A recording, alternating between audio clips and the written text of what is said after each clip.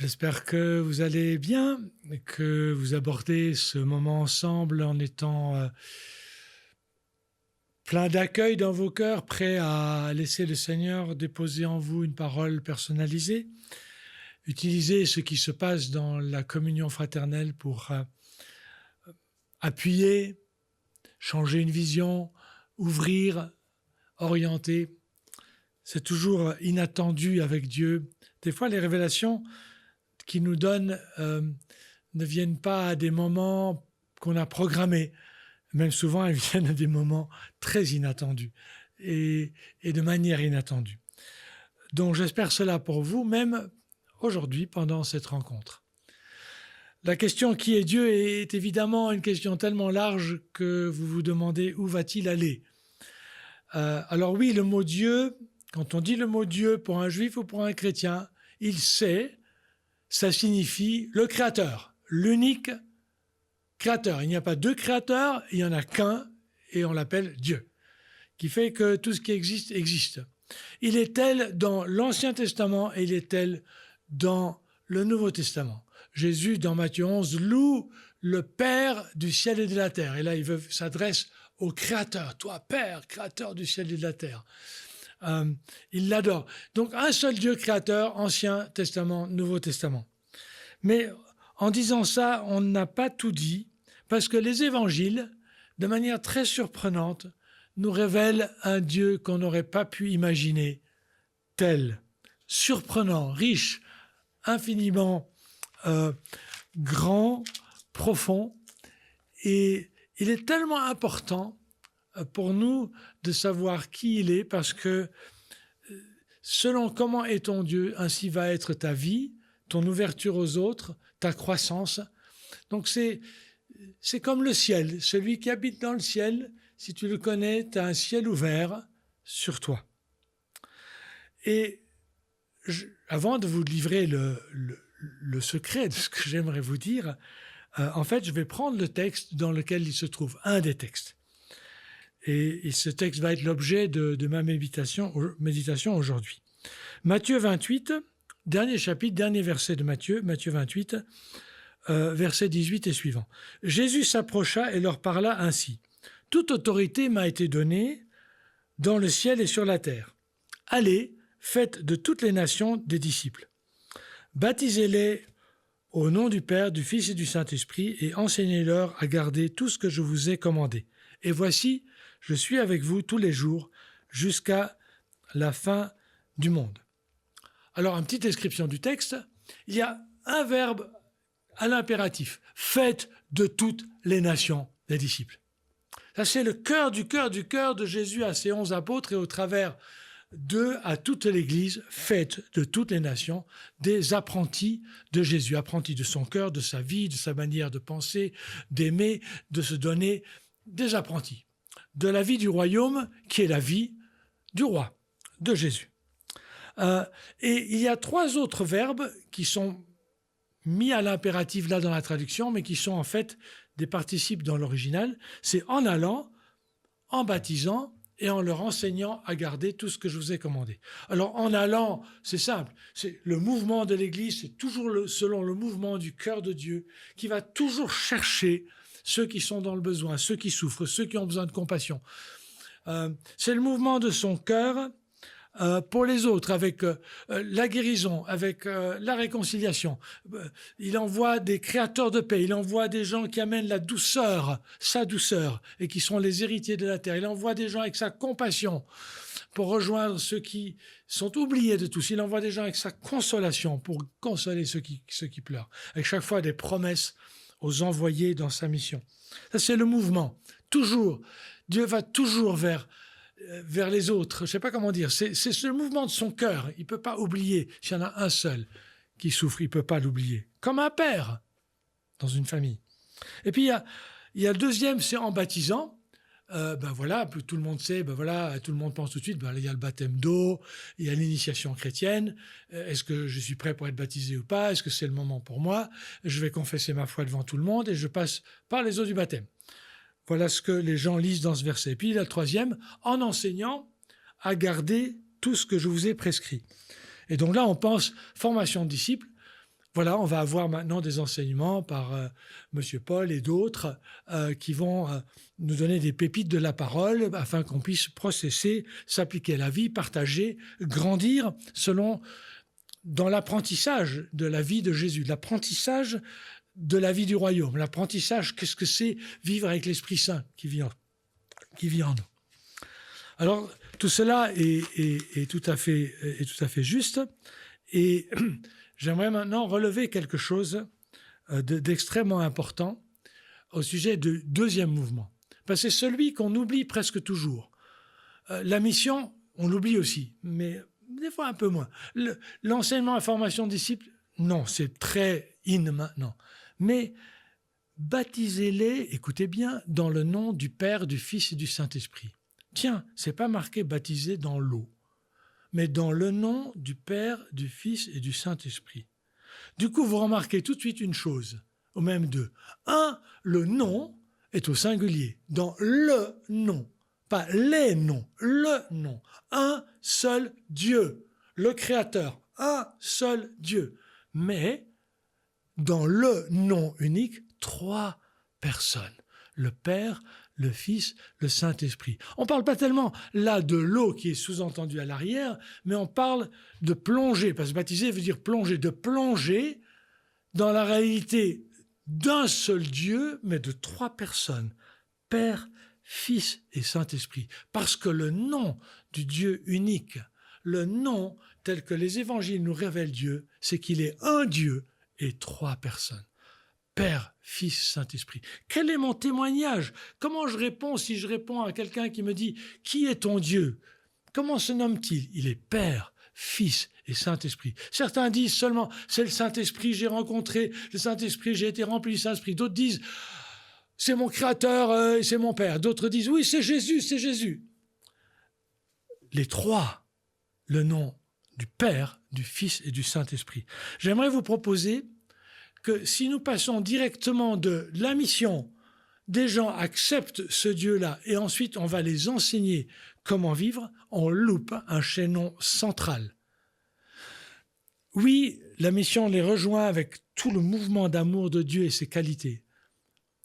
Mais avant l'enseignement comment vivre, il y a la rencontre de celui qui fait vivre, le Père, le Fils, le Saint-Esprit. Plongez-les, oui, dans l'eau, mais plongez-les dans la réalité de connaître Dieu comme un Père, de connaître Dieu comme le Fils et de connaître Dieu comme le Saint-Esprit.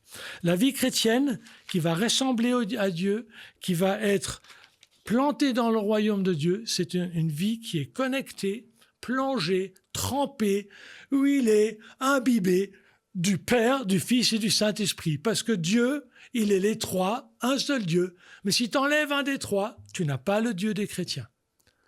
Pouvons-nous vivre sans l'un des 3? Une vie chrétienne épanouie, florissante? Non.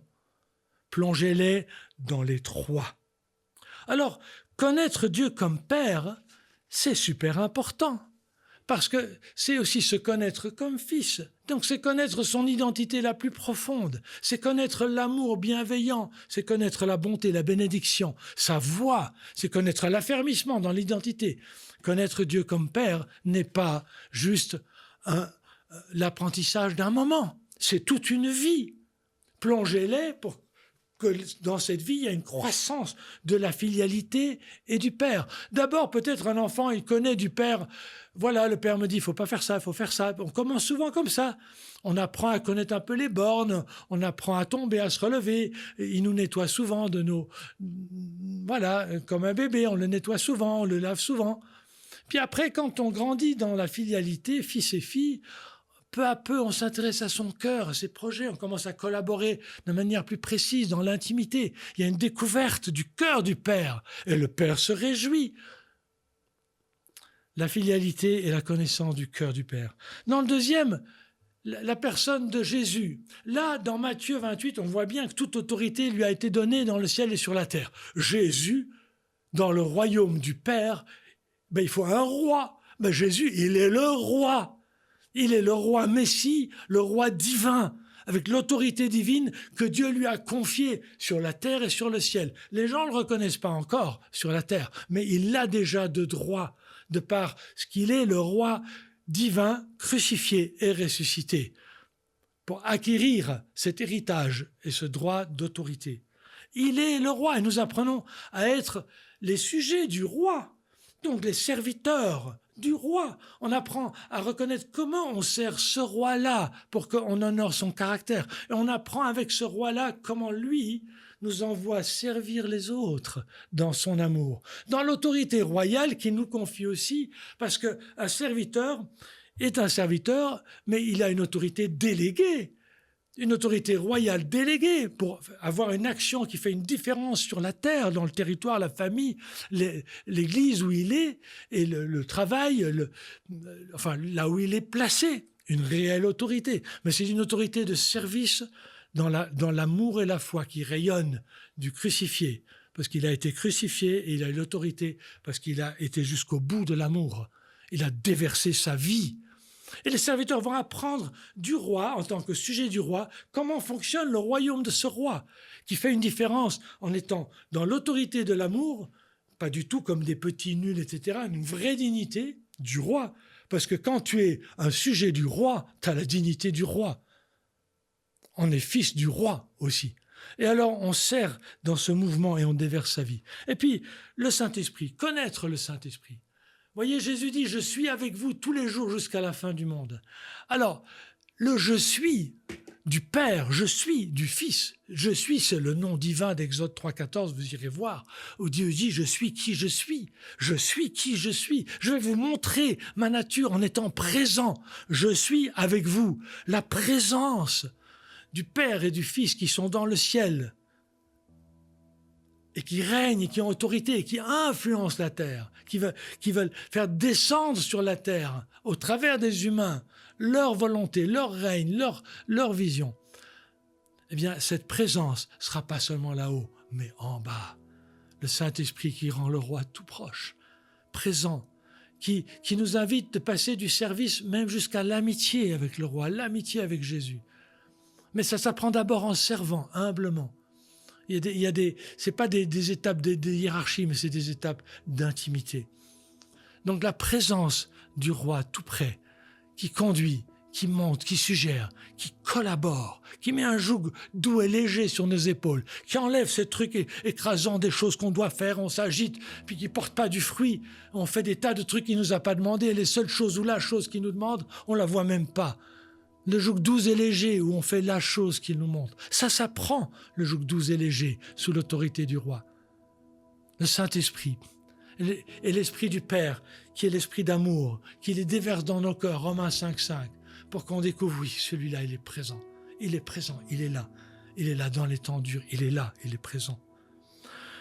Et pour terminer, parce que je ne peux pas donner ici tous les témoignages, j'en donnerai un. Je me souviens au début de ma vie chrétienne, ce verset de Matthieu 18, ça sera la fin, là où 2 ou 3 sont assemblés en mon nom, dit Jésus, au nom de Jésus, je suis le nom divin, je suis au milieu d'eux. Et je me souviens, je ne sais pas le nombre de fois, des centaines et des centaines et des centaines où je me suis assemblé avec des frères, des sœurs, à 2, à 3, et des fois à plus, évidemment. Et on commençait par dire la promesse, Jésus, le roi, toute autorité t'a été donnée, et toi, tu es là.